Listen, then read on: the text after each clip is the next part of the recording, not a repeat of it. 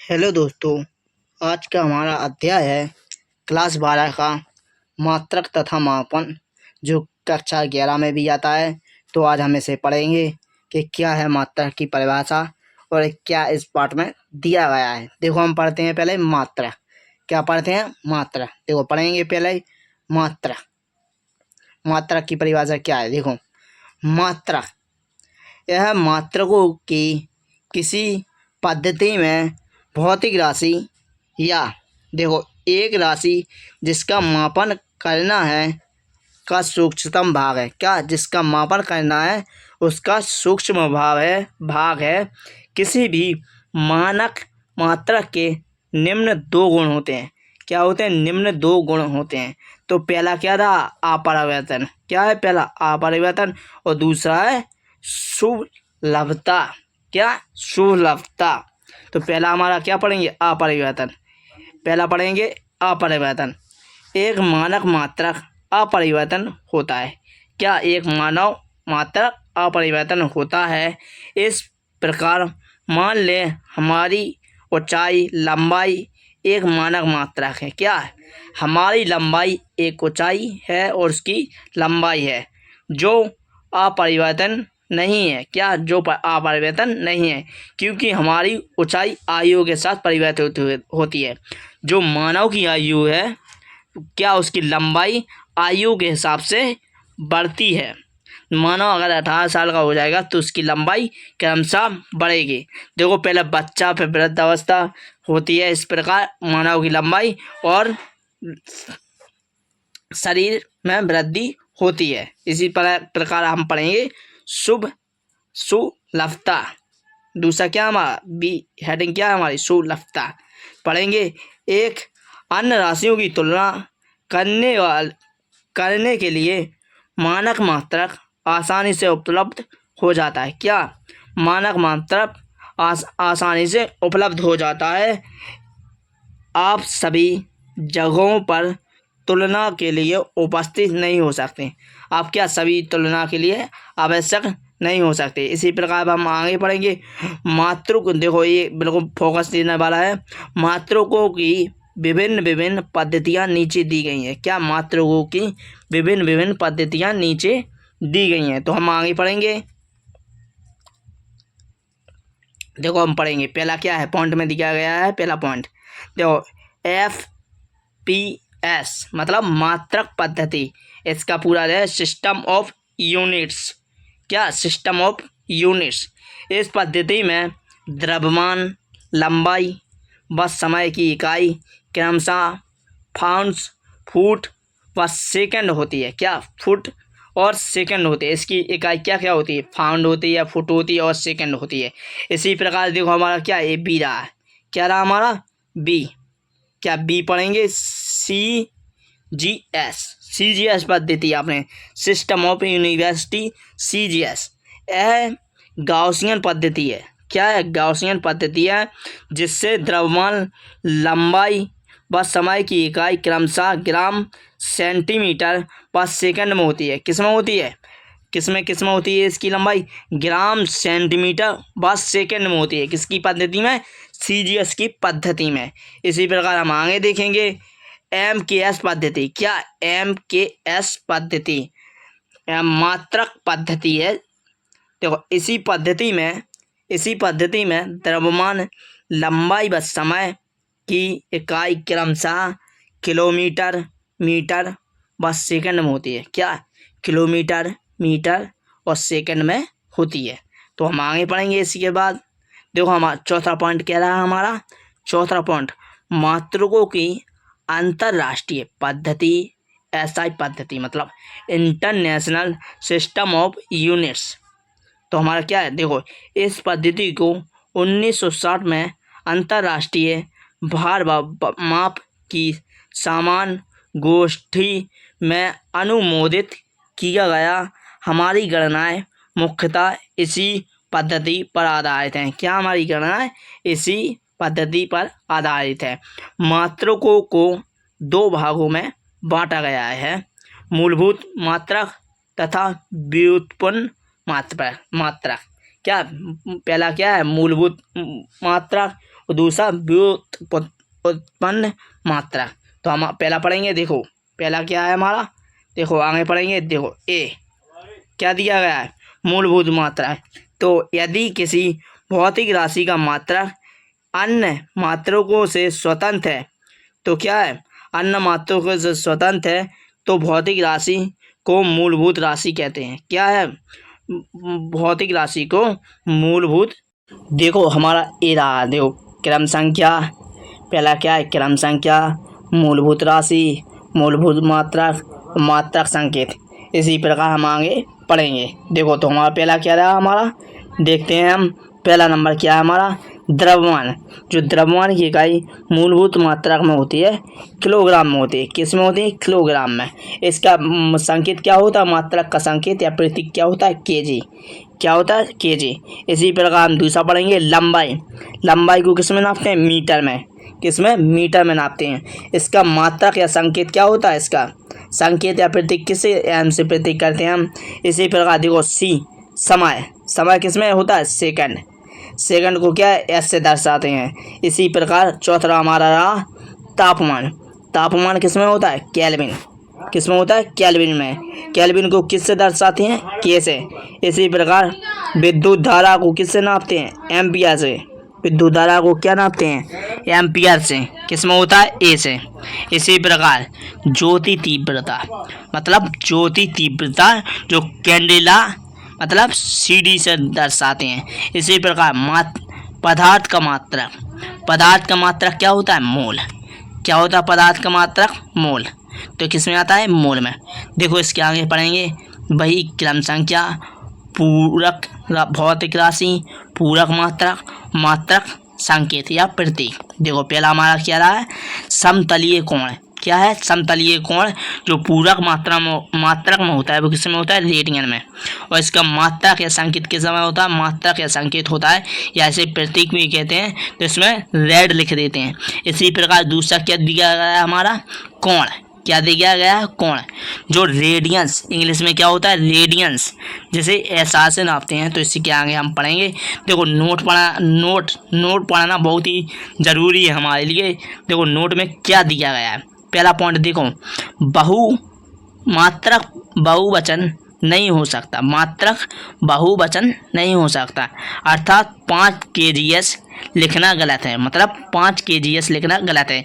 जैसे अगर किसी वस्तु को हम 5 किलो खरीदते हैं, तो उसमें देखो 5 किलो तो लिख सकते हैं, उसे kgs में लिख सकते हैं, लेकिन kgs में नहीं लिख सकते हैं, क्योंकि वो गलत माना जाएगा। इसी प्रकार हम देखें, अतः सही संकेत 5 किलो है। कितना है, 5 किलो है। दूसरा पॉइंट हमारा ए रहा। देखो दूसरा पॉइंट क्या है, यदि एक मात्रक का नामकरण एक वैज्ञानिक नाम पर आधारित है। क्या, एक मात्रक का नामकरण वैज्ञानिक के नाम पर आधारित है, तो हम पूरा नाम नहीं लिख सकते। क्या, पूरा नाम नहीं लिख सकते। तब छोटे अक्षर से शुरुआत करनी चाहिए। क्या, छोटे अक्षर से शुरुआत करनी चाहिए। उदाहरण के लिए 5 एम्पियर। क्या, 5 एम्पियर। कितना, 5 एम्पियर। यदि हम एकल अक्षर में लिखना चाहते हैं, तो बड़े अक्षर का उपयोग करना चाहिए। क्या, बड़े अक्षर का उपयोग करना चाहिए। उदाहरण के लिए देखो उदाहरण दिया गया है इसमें। क्या दिया गया उदाहरण, 5 AI। क्या दिया है, 5 AI। तो हमारा देखो दूसरा हेडिंग रहा बी, व्युत्पन्न मात्रक। क्या, व्युत्पन्न मात्रक। देखो हम पढ़ेंगे इसे, व्युत्पन्न मात्रक, डेरिवेट यूनिट्स। देखो हमारा यह किसी भौतिक राशि का मात्रक मूलभूत राशियों के मात्रक पर निर्भर करता है। क्या, मूलभूत राशियों के मात्रक पर निर्भर करता है, तब यह भौतिक राशि पर निर्भर करता है, व्युत्पन्न राशि कहलाता है। क्या, भौतिक राशियों पर निर्भर करता है, तो उसे क्या, व्युत्पन्न राशि कहते हैं, या इसे मात्रक, व्युत्पन्न मात्रक भी कहते हैं। इसी प्रकार उदाहरण के लिए देखो, उदाहरण के लिए क्या दिया गया, उदाहरण के लिए वेग का मात्रक m/s, मतलब मीटर प्रति सेकंड दिया गया है। लंबाई या समय के मात्रक पर आधारित है। क्या, मात्रक पर निर्भर है, समय के मात्रक पर निर्भर करता है। अतः वेग को व्युत्पन्न राशि इसके मात्रक को व्युत्पन्न मात्रक कहते हैं। क्या इसकी मात्रक को व्युत्पन्न मात्रक कहते हैं? तो 10 की, देखो अब हमारा क्या हेडिंग आ गई है नई, 10 की घातों के लिए महत्वपूर्ण उपसर्ग, मैट्रिक्स पेरिफिक्स ऑफ पावर ऑफ 10। क्या है? 10। देखो हमारे ये इंग्लिश में लिखा है, वह राशि भौतिक राशि जिनका परिणाम या तो बहुत बड़ा हो या बहुत छोटा हो, उन्हें निश्चित उपसर्गों के उपयोग द्वारा अधिक सुसंगत रूप से व्यक्त करते हैं। क्या? इसी प्रकार परिमाण की कोटि, तो हम इसकी परिभाषा पढ़ेंगे। परिभाषा क्या है? यदि भौतिक राशि के परिमाण को 1×10⁻⁵ द्वारा प्रदर्शित किया जाता है, जहाँ a यानी कि इससे छोटा नहीं है ना बड़ा है, तो किससे 5, a 5, तब घातांक b भौतिक राशि के परिमाण की कोटि कहलाती है। यदि 5 बड़ा है a से, और देखो ये छोटा बड़ा का निशान है, तो a ना ही छोटा है ना बड़ा है, तो किससे b, तब भौतिक राशि के परिमाण की कोटि b+1 है। तब जहाँ b,10 का कोई धनात्मक या ऋणात्मक घात नहीं होती। क्या?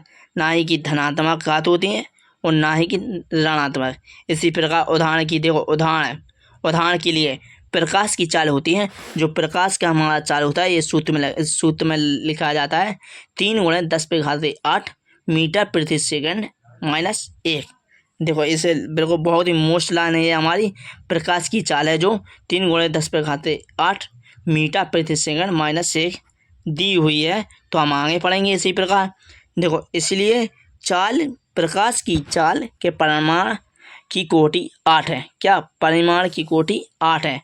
परिमाण की कोटि की राशि परिणाम की घटना प्राप्त होती है। क्या? परिमाण की राशि से परिमाण की गणना प्राप्त होती है। इलेक्ट्रॉन पर आवेश, देखो इलेक्ट्रॉन पर आवेश ये भी हमारा बहुत ही मोस्ट है। इलेक्ट्रॉन पर आवेश 1.6×10⁻⁹ सेल्सियस होता है। तो इसके आगे हम पढ़ेंगे।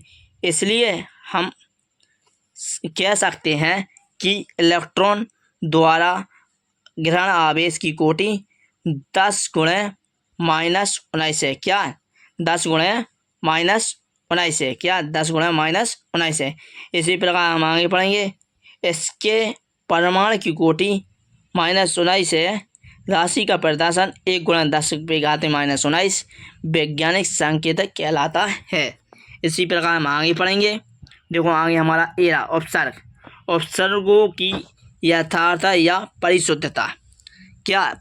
यथार्थों की परिशुद्धता, तो हम इसे पढ़ेंगे। पहली परिभाषा क्या दी गई हुई है हमारी, देखो किसी भौतिक राशि की वास्तविक मान के निकटतम मापन का मान ही समापन या यथार्थता कहलाता है। यह कोई कारकों पर निर्भर करता है।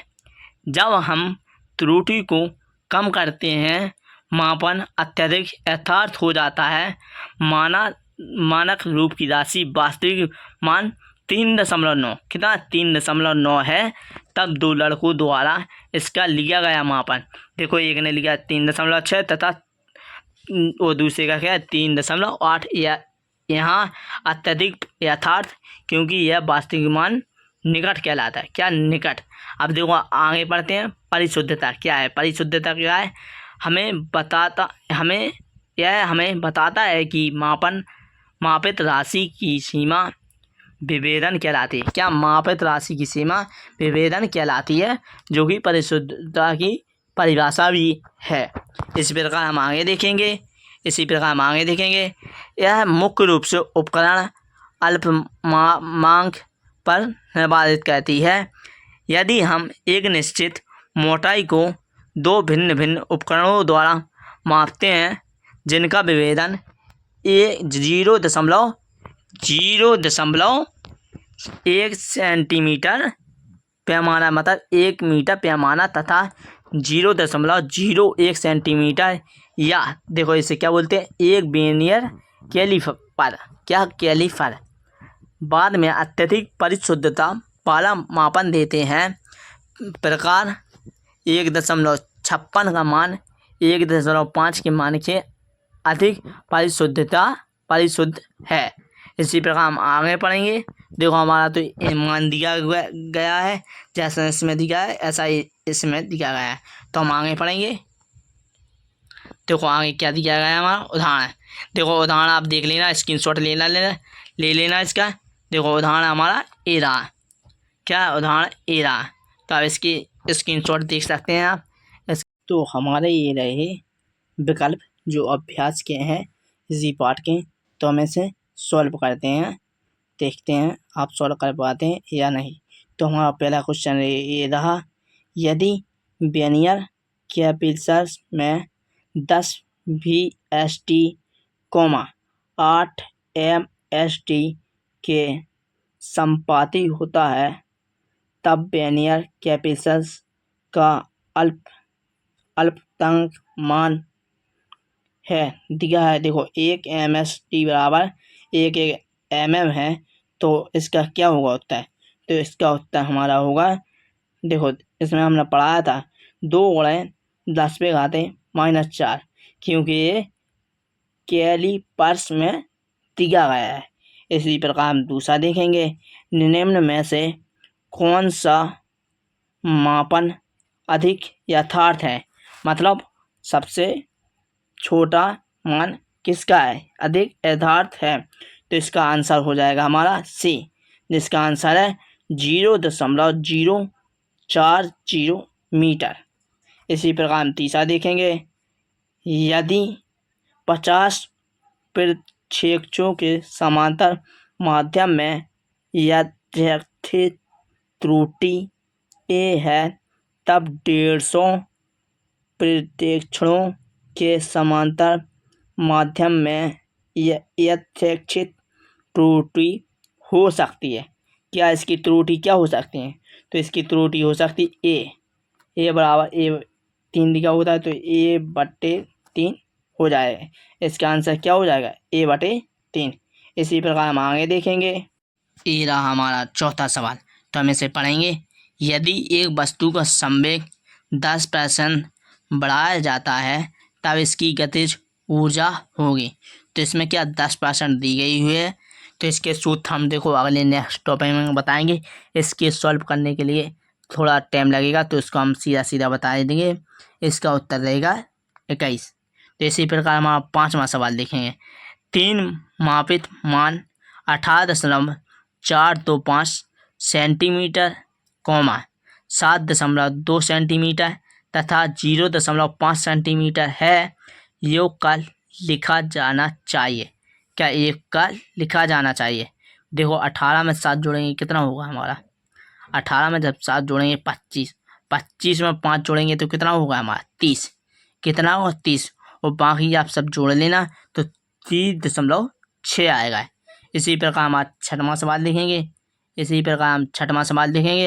यदि x बराबर 10.0 और देखो प्लस और माइनस 0.1 तथा y बराबर 10.0 प्लस माइनस 0.1 तब 2x माइनस 2y बराबर होगा। तो कितना होगा हमारा इसका उत्तर 0.0 प्लस माइनस 0.4, क्यों इसका कितना 2 2 4। इसी प्रकार हम 7वां सवाल देखेंगे। 7वां सवाल है, एक तार का मापा गया व्यास 0.0250 गुणा 10⁻⁻4 मीटर है, तब पदार्थ का सार्थक अंकों में संख्या होगी, मतलब क्या होगी उसकी संख्या। तो हमारा 7 का उत्तर रहा 3। कितनी हो गई 3। इसी प्रकार हम 8वां देखेंगे। 8वां क्या सवाल है हमारा, एक वृत्त की त्रिज्या 2.12 मीटर है, सार्थक अंकों का उपयोग करने का इसका क्षेत्रफल है। तो हम आपको बता दें कि दशमलव के बाद की संख्या एक अंकों में गिनी जाती है, वो एक साथ नहीं बोली जाती हैं, क्योंकि एक साथ बोले हुए तो गलत हो जाएगी। इसलिए दशमलव के बाद की संख्या एक एक अंकों में बोली जाती है। इसी प्रकार हमारे 8 का उत्तर क्या होगा?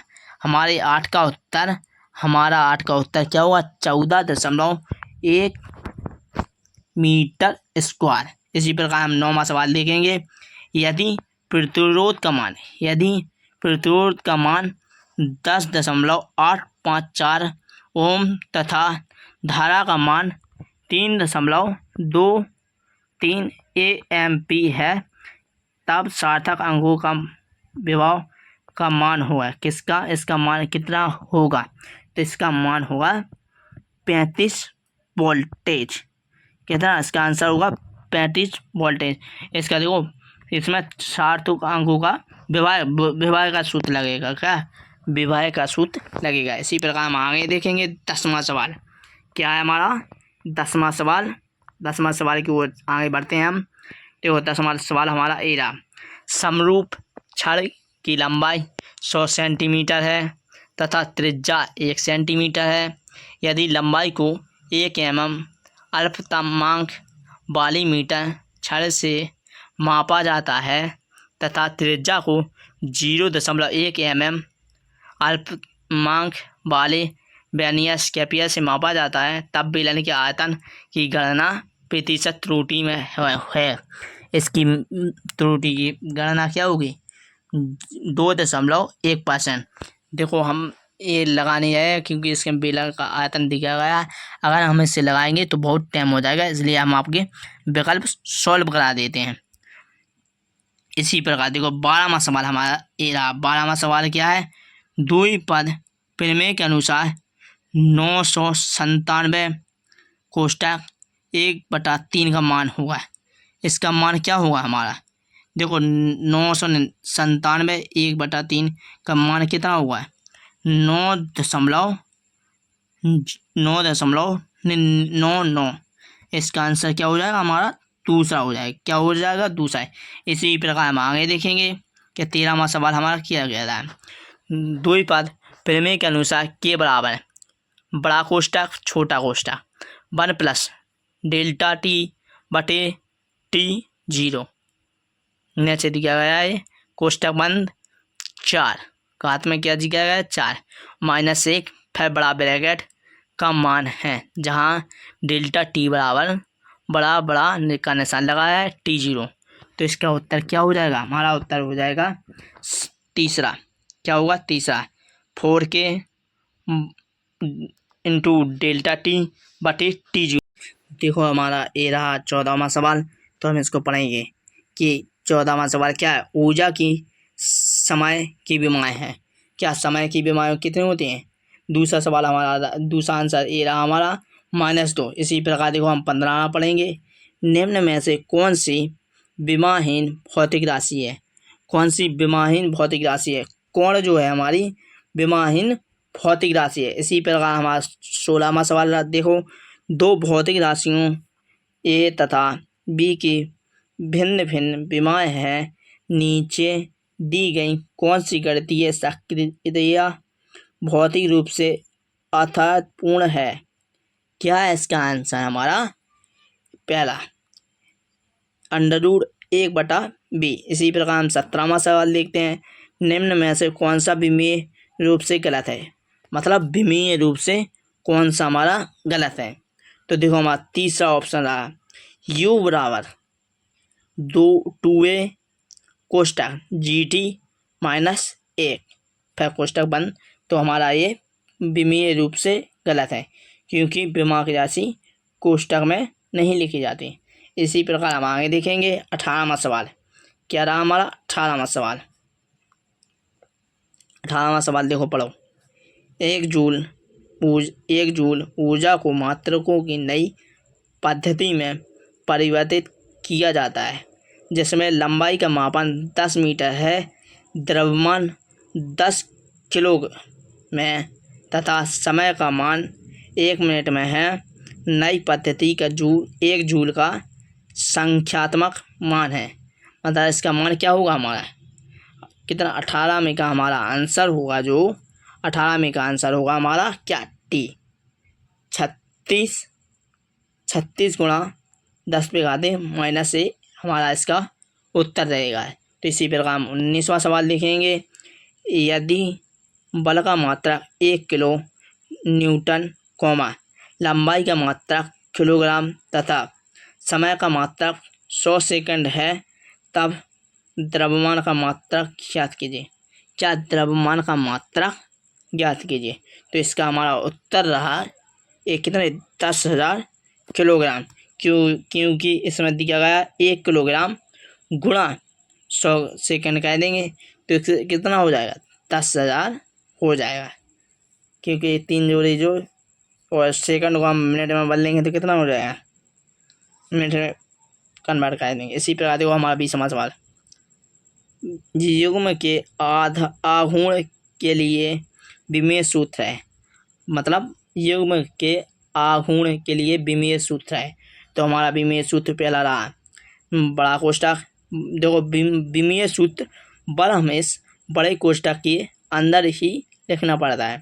तो m l का स्क्वायर t माइनस स्क्वायर।